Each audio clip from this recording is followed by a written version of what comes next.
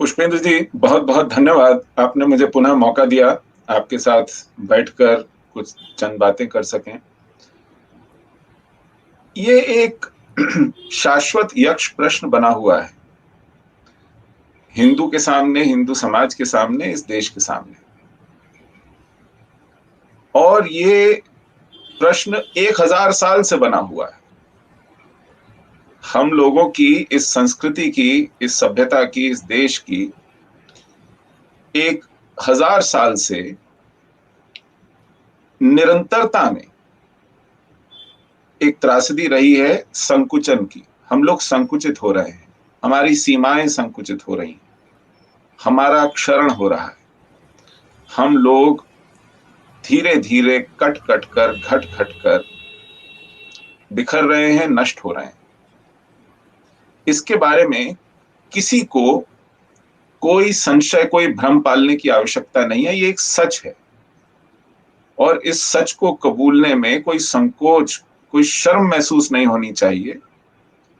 क्योंकि जब तक आप व्याधि का, बीमारी का सही आकलन नहीं करेंगे, उसको सही से पहचानेंगे नहीं, उसको स्वीकार नहीं करेंगे, तब तक इलाज कहां से संभव है। सही। तो इस बीमारी को ना पहचानने की जो जिद है, ये बार बार उभर कर आती है। कैंसर को छोटी सी मोच या फोड़ा बता देने का जो आग्रह है, यही हमको लील रहा है, यही हमें खाया जा रहा है। इसमें कोई सैद्धांतिक, कोई बहुत महीन अंतर्दृष्टि वाली कोई बड़ी जटिलता नहीं है। ये एक सामान्य बुद्धि के आदमी को साफ साफ देखने पे दिखाई पड़ जाती है। इसके लिए कोई पीएचडी करने की आवश्यकता नहीं है। ये जिस व्यक्ति ने अनुभव किया है, उसके साथ आप 5 मिनट बैठ के सुन लीजिए उसे, तो आपको भान हो जाएगा, पता चल जाएगा। लेकिन ये जिद है और ये कहते हैं कि आप हमें मत समझाइए, आप हमें मत ज्ञान दीजिए, हमारे नेतृत्व को सब पता है। क्या आपको लगता है हमें पता नहीं है? आप हमें ज्ञान देने की हिमाकत करते हैं, आप हमें समझाने की जरूरत करते हैं। तो ये पता नहीं कहां का अहम एक और उस पर एक लेयर की तरह बैठा हुआ है। एक तो आप आंख खोलकर देखना नहीं चाहते, और जो आप सोचते हैं कि आपको दिख रहा है, उस पर किसी से कुछ सुनना नहीं चाहते, बैठ के समझना नहीं चाहते। और न जाने कौन सी एक क्या कहें, मास्टर स्ट्रोक, रणनीति, युक्ति, क्या नाम दें इसको, उसके तहत कुछ भी कह करके निकल लेना चाहते हैं। यह परिस्थिति है। अब खास तौर पर पिछले कुछ दिनों से, मैं कह रहा हूं कि 3 साल से इस तरह के बयान आ रहे हैं, इस तरह के वक्तव्य आ रहे हैं। मैं आश्चर्यचकित हूं, बल्कि एक तरह के सदमे में हूं, क्योंकि और लोगों के मुंह से यह सुन सकना थोड़ा संभव था, इसकी आदत पड़ गई थी। लेकिन जहां से आपको चेतावनी की अपेक्षा है, जहां से आपको तैयारी की अपेक्षा है, जहां से आपको दिशा बोध की अपेक्षा है, जब वहां से इस तरह का भ्रामक वक्तव्य आता है तो माथा ठनकता है। इसलिए चिंता का विषय है, और यह बहुत गहरी चिंता है। यह कह देना कि देश के सभी 130 करोड़ हिंदू हैं। देखिए, आप इसको तकनीकी आधार पर कुछ बाल की खाल निकाल कर सिद्ध कर दें, उसकी आवश्यकता नहीं है। आप कहें कि साहब, हिंदू शब्द जो है वो धर्म सूचक नहीं है, वो एक स्थान सूचक है। क्योंकि ये हिंदुस्तान है तो इसलिए यहां के सब लोग हिंदू हैं। तो मतलब आप इस तरह का कुछ शीर्षासन करा दें भाषा को, शब्दों को, अर्थों को, तो फिर बहस कौन करेगा। लेकिन व्यापक अर्थों में हिंदू शब्द की जो समझ है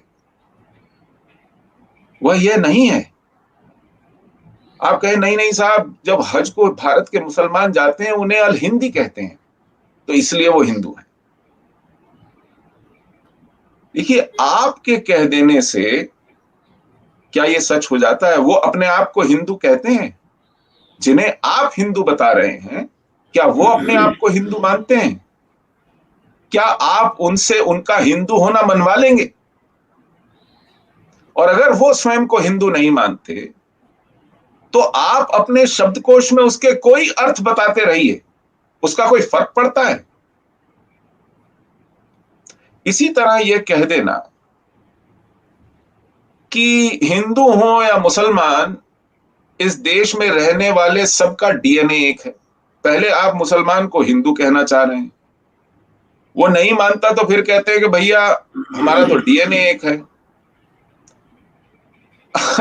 अब ये कोई आपका खून जांच के उसका सर्टिफिकेट दे कि उसमें भाई साहब हीमोग्लोबिन कितना है, उसमें क्रिएटिनिन कितना है, उसमें ब्लड यूरिया कितना है, उसमें शुगर कितनी है और उसमें डीएनए कौन सा है।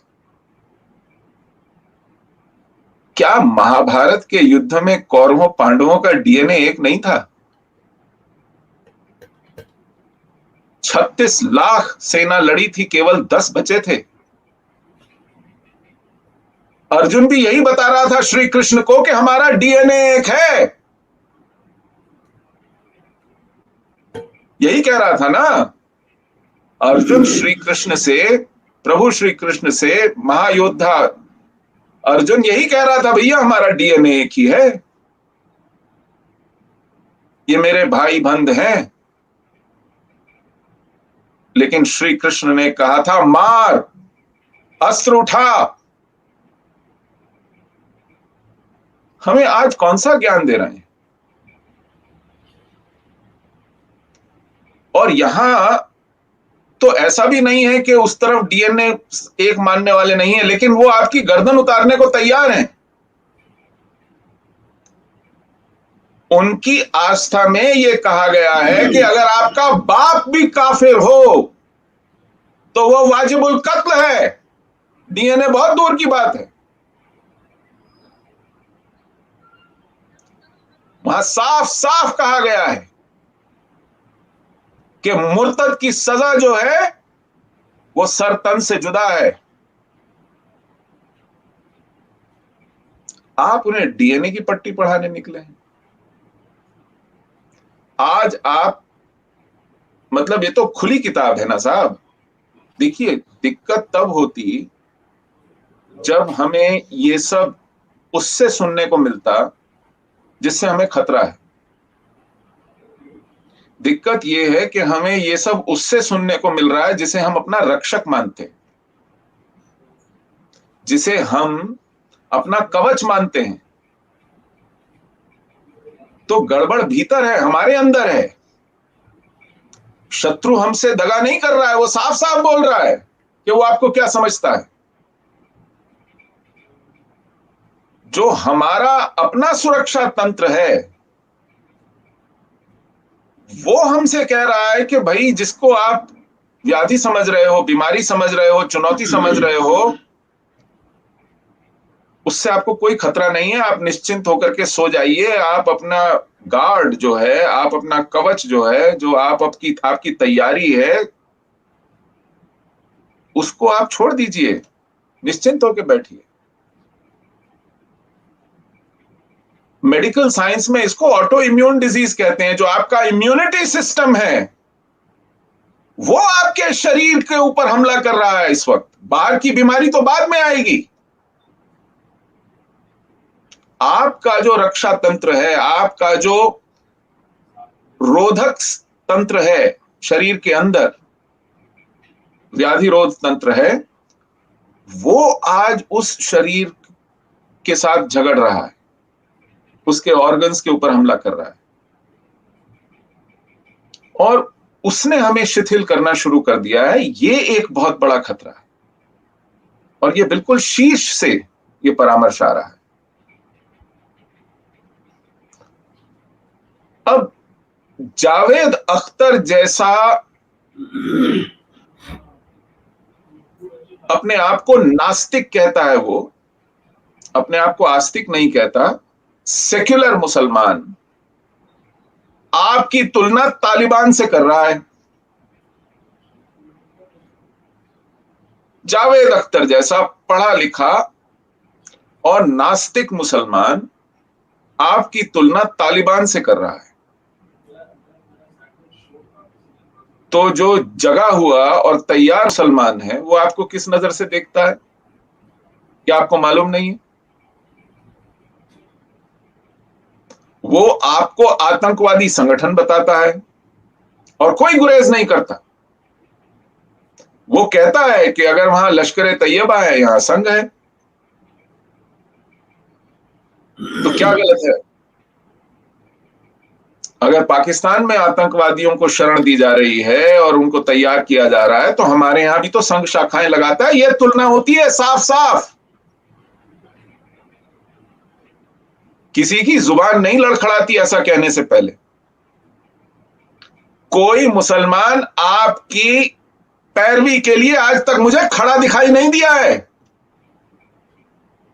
इस पूरे राजनीतिक विमर्श में किसी संगठन ने खड़े होकर यह नहीं कहा है कि आप क्या कह रहे हैं। मैं आपको एक छोटा सा उदाहरण दूंगा। मुस्लिम राष्ट्रीय मंच संघ का अपना एक प्रयोग है जिसमें वो कोशिश कर रहे हैं कि राष्ट्रवादी मुसलमानों को इकट्ठा किया जाए। पिछले दिसंबर में फ्रांस में जो एक आतंकवादी घटना हुई, एक अध्यापक का गला रेत करके उसको सार्वजनिक रूप से काट डाला गया, मार दिया गया,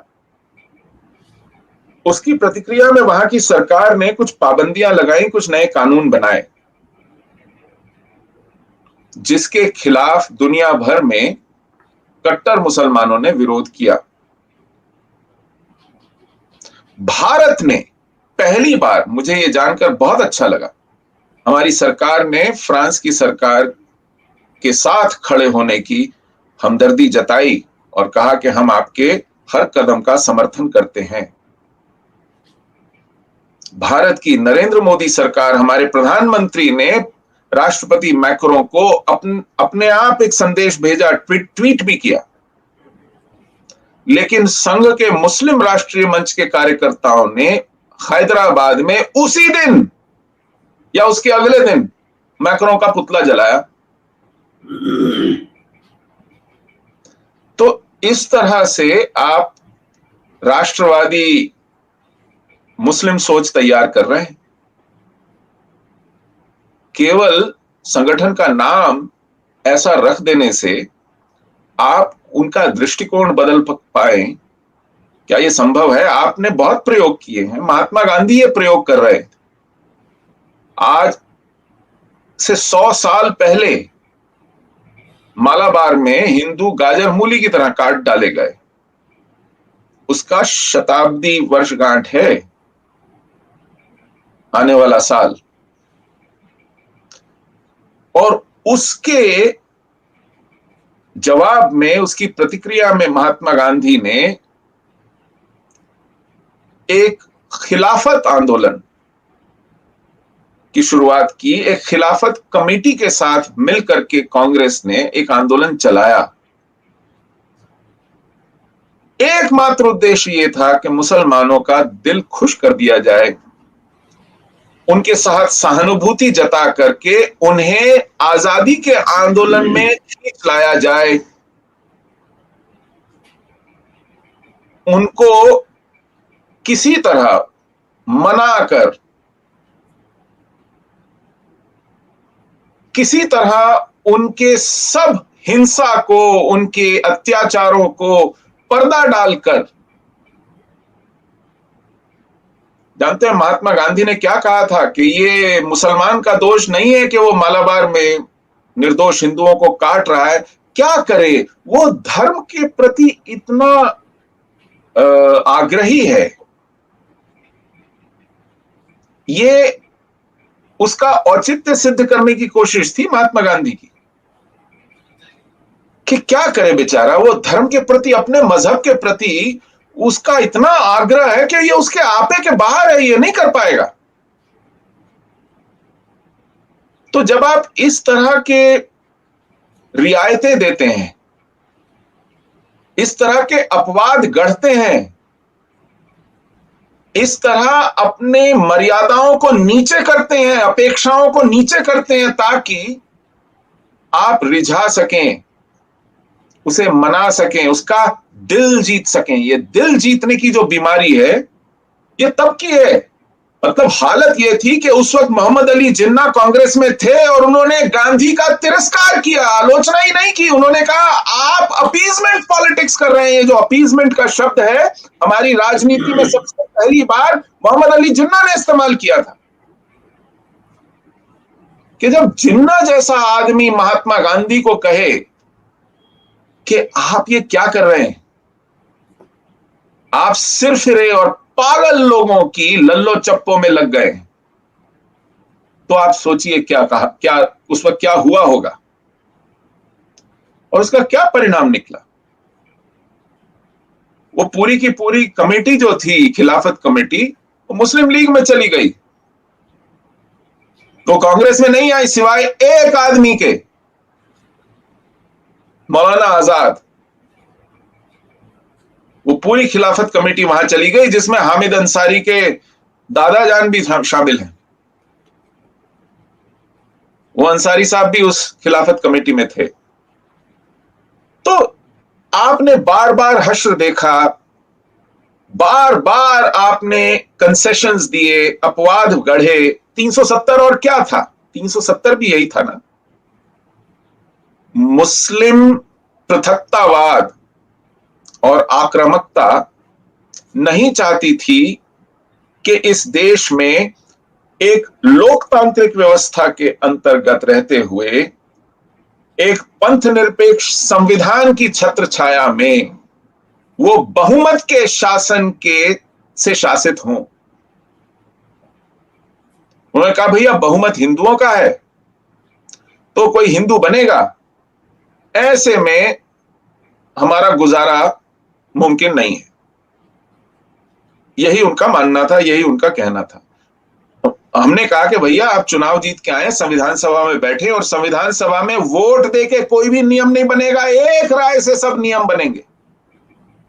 हम अपने बहुमत का दुरुपयोग नहीं करेंगे। और ऐसा ही हुआ, संविधान में एक एक नियम, एक एक प्रावधान, एक एक अनुच्छेद एक राय से बना। लेकिन उन्हें उसमें भी कोई दिलचस्पी नहीं थी। वो संविधान सभा के सदस्य रहे। आप मुनाफिकत देखिए, मक्कारी देखिए कि आपको पाकिस्तान मिल भी गया, लेकिन आप भारत के संविधान सभा में सदस्य बनकर के भारत का संविधान बनाने बैठे हैं। और ये हमने होने दिया। देखिए वो कर रहे हैं और आपको दिख रहा है कि मक्कारी कर रहे हैं, तो समझ में आता है कि साहब उनका तो खैर रवैया ही वही है और उनका उद्देश्य वही है। लेकिन आप ये होने दे रहे हैं, आप ये सब जज्ब कर रहे हैं, ये आप आंखों देखी मक्खी निकल रहे हैं। किस उम्मीद पे कि दिल जीत लेंगे, अपनी बहुत दरिया दिली दिखाएंगे, और फिर उसका क्या नतीजा निकल रहा है? उसका नतीजा ये निकला है कि साहब आपने जो एकमात्र मुस्लिम बहुल राज्य इस देश में शामिल हुआ, उसके नेता ने कहा कि भाई आप हिंदू बहुल हो, हम आपके संविधान के नीचे नहीं रहेंगे, हमारे अपना अपना संविधान चाहिए। आपने कहा लीजिए।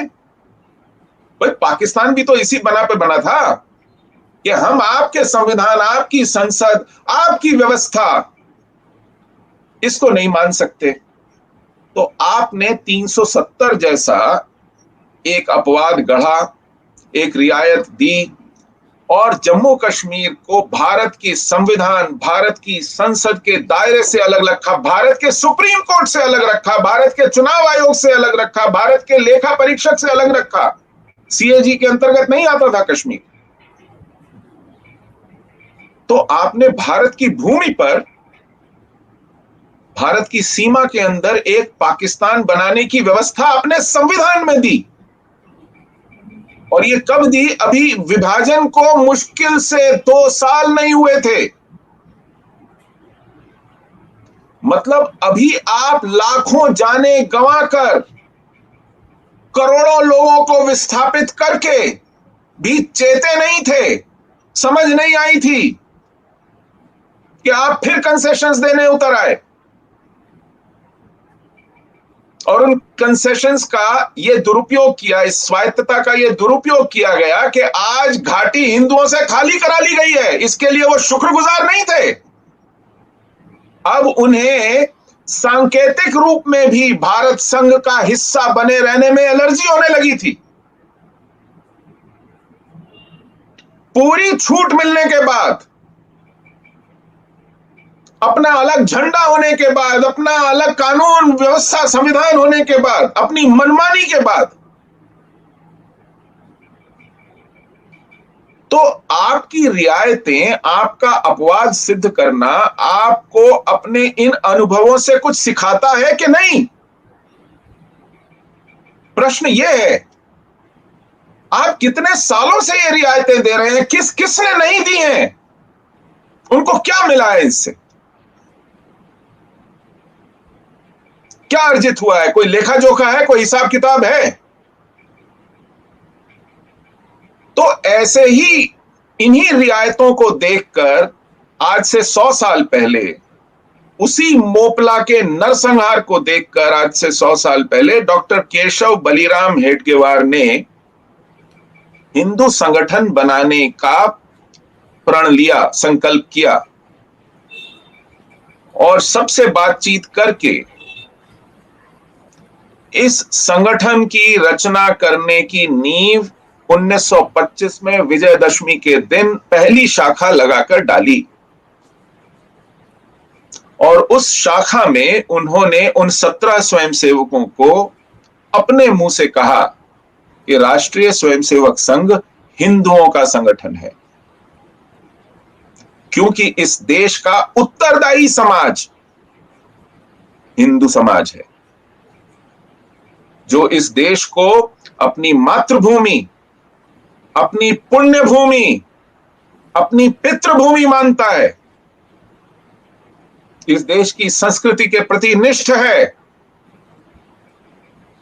उसका योगक्षेम यही है। इसलिए यही समाज इस देश का उत्तरदायी समाज है और आज संगठन के अभाव में यह पिट रहा है।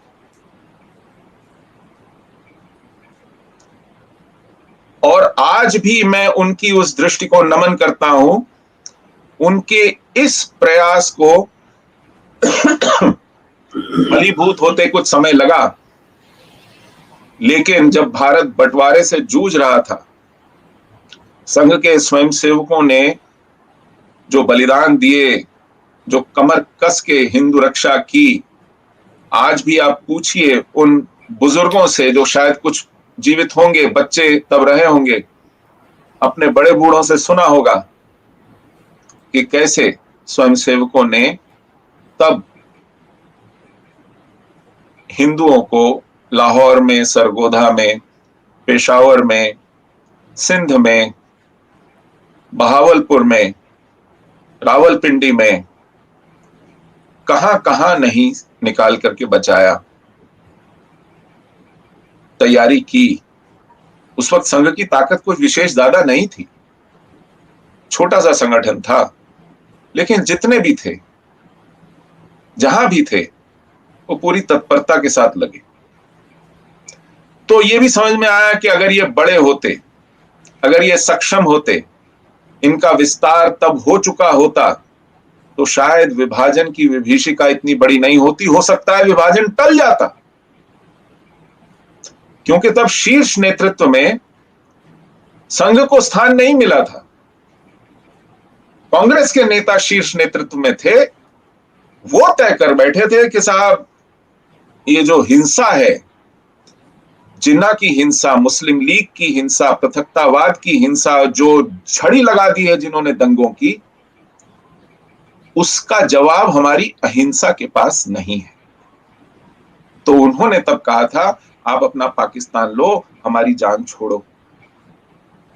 लेकिन जब आप ये इतनी बड़ी रियायत देते हैं कि पाकिस्तान लो, देश का विभाजन करो, लेकिन हमारी जान छोड़ो, जब आप इस तरह फिरौती अदा करते हैं जान छुड़ाने के लिए, आप रास्ता दिखाते हैं कि भैया अगर मुझसे कुछ उगाना है, मुझसे कुछ छीनना है, तो आपको मुझे हिंसा का भय दिखाना पड़ेगा।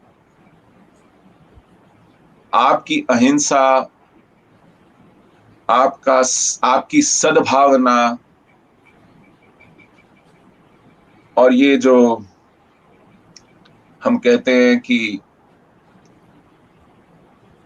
पूरा का पूरा ब्रह्मांड एक परिवार है, इस तरह के आपकी घोषणाएं उनके लिए कोई मतलब नहीं रखती।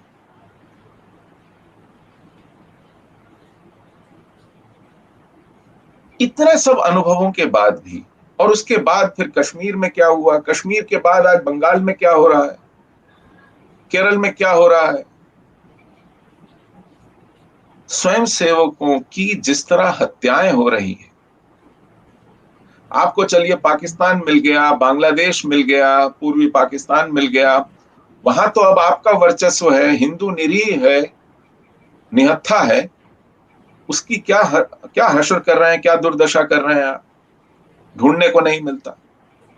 तो चाहे आपका शासन हो उसमें किस तरह उनका रवैया है, चाहे उनका अपना शासन हो तब उनका क्या रवैया है, ये सब आप देख चुके हैं। अफगानिस्तान में मुट्ठी भर हिंदू सिख बचे थे, चुन चुन के ढूंढ ढूंढ के निशाने पे ले रहे हैं।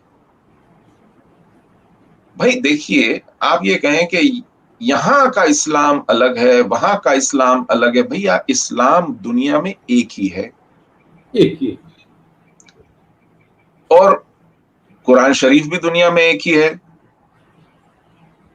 हाँ, जगह जगह वहां की जमीन का, वहां की पुरानी रिवायतों की कुछ तासीर है, कुछ असर है, लेकिन वो जिस तरह धीरे धीरे घट रही है, गायब हो रही है, उस पर भी कुछ नजर डालिए, उसकी भी कुछ फिक्र कीजिए। आप इस बात से खुश होते रहेंगे कि साहब मेवात में तो वहां का मुसलमान पेड़ की पूजा करता था, कुओं की पूजा करता था। आप इस भ्रम में और कितनी देर जीना चाहते हैं? आपने वहां तबलीगियों को घुसाकर मुसलमान की जो जहनियत बदली है, उसकी वजह से वहां पर जो थोड़े बहुत मुट्ठी भर हिंदुओं थे उनकी जो दुर्दशा हो रही है उसको जाके देखिए, इस भ्रम से निकलिए। लेकिन नहीं साहब, ये अभी भी भ्रम पाले बैठे हैं, और इस भ्रम को वो आपको और मुझे ट्रांसफर करना चाहते हैं। उनको अकेलापन खलक खड़क रहा है कि मैं ही केवल भ्रम में क्यों रहूं, मेरे साथ पूरा समाज, पूरा समुदाय भ्रम में रहना चाहिए। और अगर पुष्पेंद्र जी लोगों को नींद से जगाने की कोशिश कर रहे हैं, तो फिर पुष्पेंद्र जी तो हैं वो आंख की किरकिरी बन गए, वो ये क्यों कर रहे हैं? और फिर हिंदू मुद्दे तो भाई हमारी बपौती है, ये तो हमारा एकाधिकार है। ये कौन लोग होते हैं, इनकी क्या पृष्ठभूमि है, इन्होंने क्या किया है हिंदुओं के लिए, जो ये आज जगह जगह घूम घूम कर लोगों को कह रहे हैं कि भैया बचो, सावधान हो, देखो, आंखें खोलो, पढ़ो, सुनो। ये कौन लोग होते हैं? तो तकलीफ ये है। मैं आपको एक साफ बात बताऊं, मेरी संघ के प्रति बहुत श्रद्धा रही है। मैं आमतौर पर ये कम बोलता हूं इस विषय में, क्योंकि ये मेरी अपनी निजी श्रद्धा है, मेरा अपना निजी अनुभव है। मैं बहुत से स्वयंसेवकों को जानता हूं, बहुत से प्रचारकों को जानता हूं, उन्होंने अपना जीवन होम कर दिया है इस काम में। तो डॉक्टर हेडगेवार का जो यज्ञ है, उनका, उनकी जो तपस्या है, उनकी जो खेती है, आज लहलहा रही है, मुझे देख के खुशी होती है।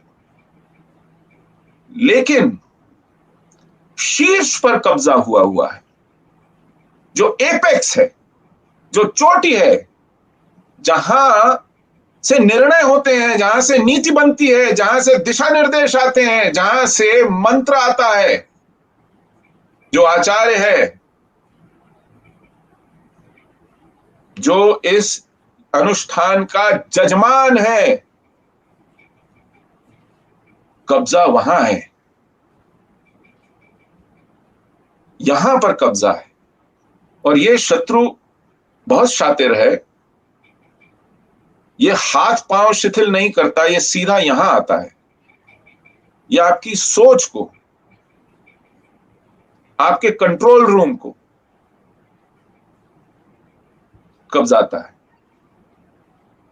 और ये हमारी त्रासदी रही है कि हम जीत जीत कर इसी वजह से हारते।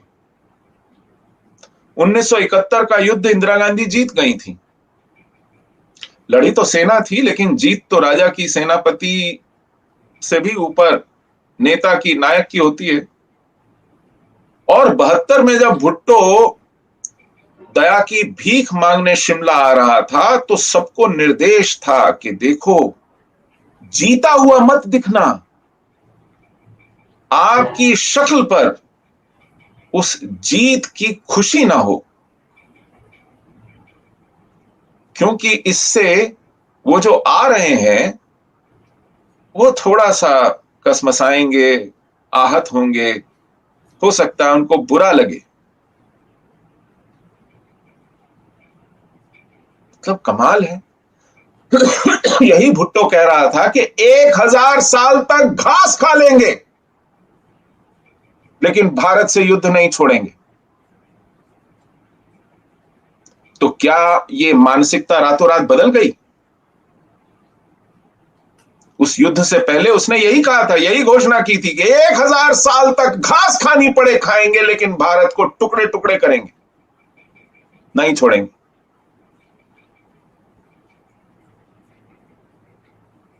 ये 1000 साल पहले पृथ्वीराज चौहान के साथ भी यही हुआ था।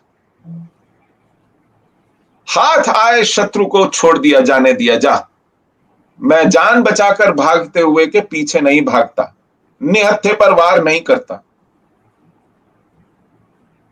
और जब उसका मौका लगा, पहली बार में घसीट कर ले गया था, वो आंखें निकाल ली थी। कब सीखेंगे और कितने प्रयोग करेंगे? अभी कश्मीर में जब 2014 के विधानसभा चुनावों में अच्छी संख्या में विधायक आए और 2015 आते आते एक गठबंधन बन गया, एक एजेंडा फॉर अलायंस हो गया, मैंने बहुत आहत होकर के शीर्ष नेतृत्व से संपर्क करके उन्हें इस पर चिंता जताई। ने कहा, यह विश्वासघात है, आप लिख कर दे रहे हैं कि 370 को छुएंगे नहीं, आप लिख कर दे रहे हैं कि हुर्रियत से बात करेंगे, आप लिख कर दे रहे हैं कि पाकिस्तान से जो बातचीत बंद है उसको शुरू करेंगे, आप लिख कर दे रहे हैं।